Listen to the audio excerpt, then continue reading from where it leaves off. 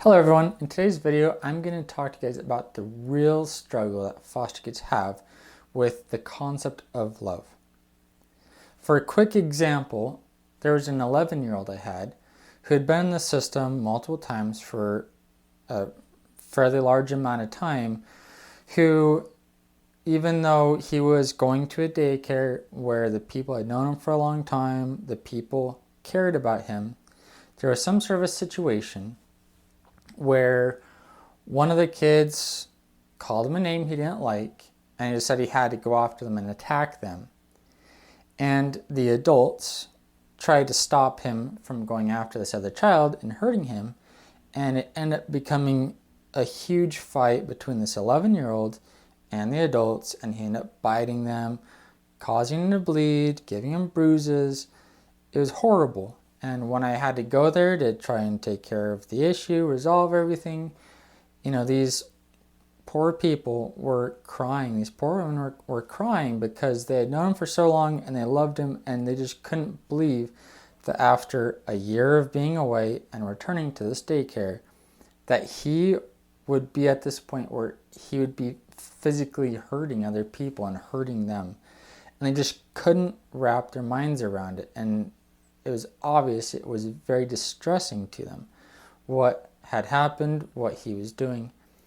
And on my end, talking to this 11-year-old at my home, when everything settled down and calmed down, it was like talking to a brick wall to get him to understand that he's hurting people. He could not get it in his head that he was hurting people. He was hurting people that cared about him.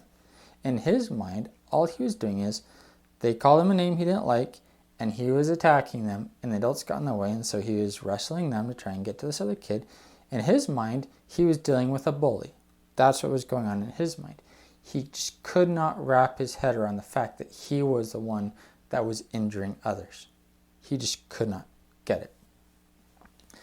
Now, this is one instance, but I have many stories of these kinds of struggles occurring with foster kids, whether it be hurting others or hurting peers. I had one kid who ended up getting expelled because of sexual harassment of nearly every kid in his class. And so, same sort of thing. This kid just could not get in his head the fact that he was hurting these people. He was psychologically damaging these girls that he was sexually harassing. He just could not get it in his head. I've also had struggles within the home, struggles with me. The kids they struggle to grasp the concept of love and how to love and care about people. They just can't grasp it. And so I'm going to be talking about this. Obviously, I'm pulling from my experience. I'm also pulling from the side of me where I have a philosophy major, and I try and understand these concepts and understand them more deeply so I can explain them in a logical fashion. And so that's precisely what I'm going to do. So here I've gone ahead and just given three concepts, three aspects of love. Now, obviously, love could be broken down in a much more sort of thorough fashion than just showing three concepts, but for the sake of this video, I'm just going to stick with the three to keep things simple. So pretty much everyone, I believe, can agree that love is made up of trust, unity, and charity, right? The trust has to be first, because when you trust someone, you allow them to come closer. And when you allow people to be closer in your life, that's where you get this unity aspect, right? And so you have this sense of like togetherness, closeness, everything else, and you start to kind of depend on them to help you when you need it, everything else. That's kind of the charity end of things, is there's this give and take that occurs. And pretty much all aspects of love, right? Any sort of thing we consider to be, I love this person loves me, whether it be a sort of friendship kind of a love, whether it be, love within a family, even a marriage, right? We want these sort of things to be in these relationships that we consider to be a loving relationship. So, where does it go wrong? This is actually a perfect sort of setup for us to show where it goes wrong with these foster kids, and I'll explain it to you just so you have an idea of the struggle of trying to pull these kids out of this mindset where they hurt people and they can't see that they're hurting people. So trust. I just like to give examples of where we encounter this. And so just a quick breakup of what I'm going to be doing here. I'm going to break it up and say there's a good form and then a bad form of love. And so I'm going to just give examples of where this goes good and then where it gets sort of twisted and, bent out of shape. That's a sort of problematic form of love that these foster kids tend to struggle with. So with the good form, trust, right? They're people that we can legitimately depend on, count on. They're not going to lie to us. They're not going to deceive us. They're not going to lead us down a sort of bad path. Unity. There is, I'll go ahead and put, won't lie, right? Truthful. With unity, there's a sense of closeness, of working together, togetherness, right? And so, I'll put that up here. Togetherness. And so when it comes to togetherness, right, think of a family. You do things together. You're working together. You're, like, oh, it's time for everyone to be doing chores, right? You don't have the sort of people who are kind of put on the outside, this and that. You're working together. You're functioning together. You're operating together. There's this togetherness that happens, and a kind of unity that occurs to this. And then you've got, the charity, which I've already kind of mentioned. They are all interlinked. And so with charity, right, helpfulness, doing chores together, all that sort of thing. And it's also constructive. Constructive, positive, all of that. It's positive. So, with that being said, where does it go wrong with the foster kids? Well, trust can go wrong. So the experience that a lot of these kids have with trust is, I notice this concept, some of these kids really, really push this concept of, instead of trust being, sort of truthful or everything else, it is, like, don't rat me out. So, like secrets. Right? If I do something bad, I don't want you to snitch. I'll put that. Secrets. Don't snitch. Right? You're not going to rat me out. You're not going to, like if I get drugs, you're not going to tell the cops that I have drugs. You're not going to, tell me if I, sleep around, do this and that, the other, right? That's the kind of concept of trust a lot of these foster kids have, is that if I do something wrong, you're not going to tell authorities that I did something wrong. You're going to keep it a secret, and I'm going to trust, right? Contortion of trust. I'm going to trust you to not rat me out. When it comes to unity, this is where I see a lot of the sort of sexualized behaviors and other things, is instead of unity being a sort of togetherness, a sort of, we're operating the same kind of mindset, all that other stuff, it ends up becoming like closeness. But it's not a good kind of closeness. It's, very physical in nature and also vulnerable. So obviously in your male and female relationships, it might be more of a physical closeness, like a sexualized sort of a thing. But it could also be vulnerability. So in your relationships, like if you have like a friendship that kind of functions in this bad form of love, it's also that kind of vulnerability of, we each have sort of dark secrets of the other person, right? We're knowledgeable of wrong things that you've done, so there's this kind of closeness that we're both vulnerable to each other. Like I'm vulnerable to you because you know dirt on me, you have dirt on me, and I'm vulnerable to you. I have dirt on you. We both have dirt on each other. We're vulnerable to each other, and so it's this kind of a closeness that's occurring. It's a very sort of skewed bad form of it.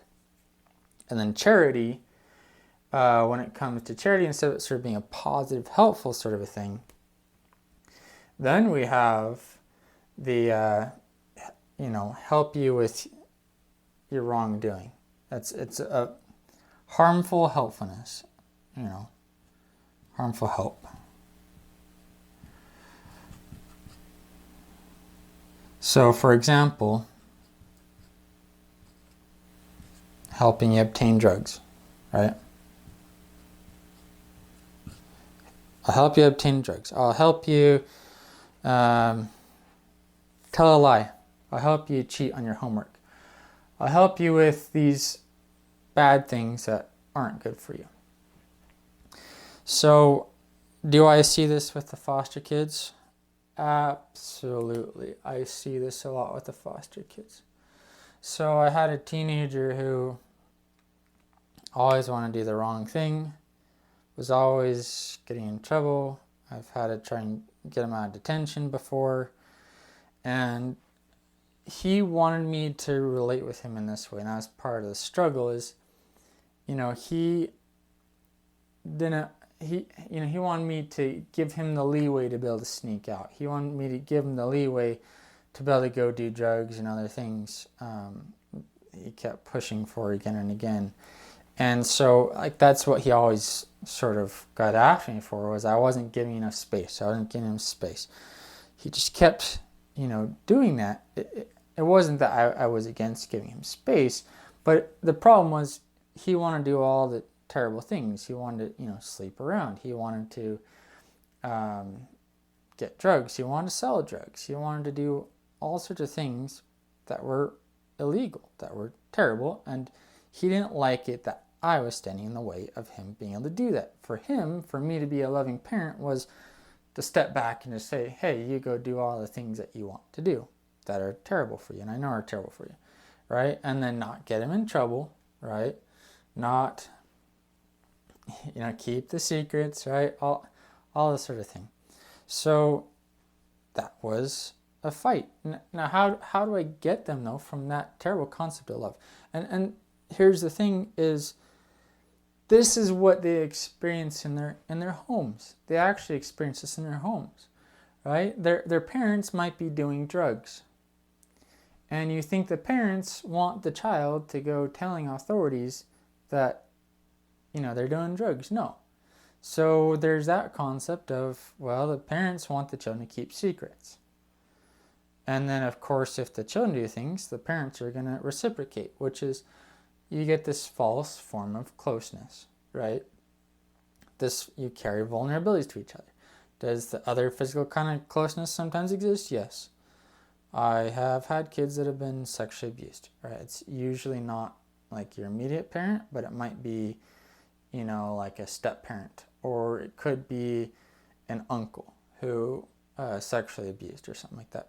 So yes, there's this other horrible form of closeness. And the weird thing is that these kids exist within the state. So if an uncle physically abuses them, to get the kid to confess that an uncle, sexually abused them is extremely difficult, because they carry this concept like you don't snitch, you keep it a secret, right? They've done this harm to you, but you're not going to rat them out. And that is actually kind of a form of a wrongful helpfulness, right? Because you're helping enable that uncle or that step parent, stepdad, you're enabling them to be able to do this wrongful thing sexually abused, etc., you're helping them to be able to do it because they won't get into any legal trouble for it.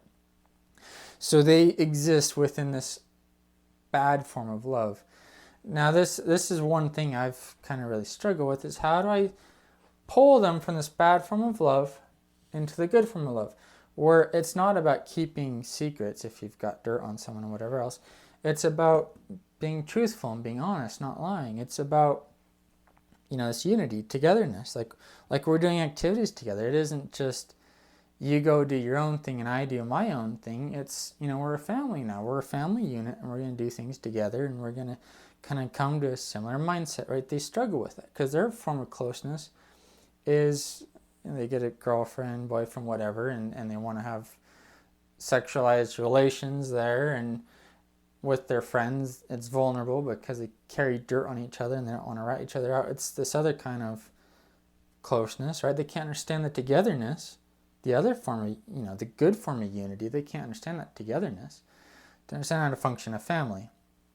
And the problem is, for them to go this direction, they can't do the bad things that they want to do, right? Going this way, they're no longer able to do those bad things, right? Because that kind of togetherness doesn't sort of permit, sneaking out and, spending 100% of your day with boyfriend, girlfriend, what have you. It's actually kind of forcing them to, put some attention on the family instead of just these other things, other relationships, hanging out with that person that's going to get them involved in drugs, all this stuff. And they struggle with that. And they struggle, with the helpfulness, right? They have this concept of helpfulness that's very skewed. They help people do the wrong thing. They help their friends get away with doing the wrong things. Instead of understanding helpfulness in the truest form, which is a sort of positive and constructive thing. And this is the struggle that honestly any foster parent and any adoptive parent is going to struggle, as if they have a kid that exists in the state, to change their concept of love to be the good form. Now that's outside the context of this video, but I wanted to explain it to you so you can at least have a grasp over it and have an understanding over it, of why it seems that the sort of love concept that they have versus the love concept that you, as a kind, helpful, caring, loving person, just doesn't seem compatible, doesn't seem to be working, and why you loving them doesn't seem to be having the influence you want. It's because they're in the wrong concept, the twisted, contorted concept of love. You need to bring them back over to the truer form. Thanks for watching this video. I hope it's been informative. Thank you for watching. Take care.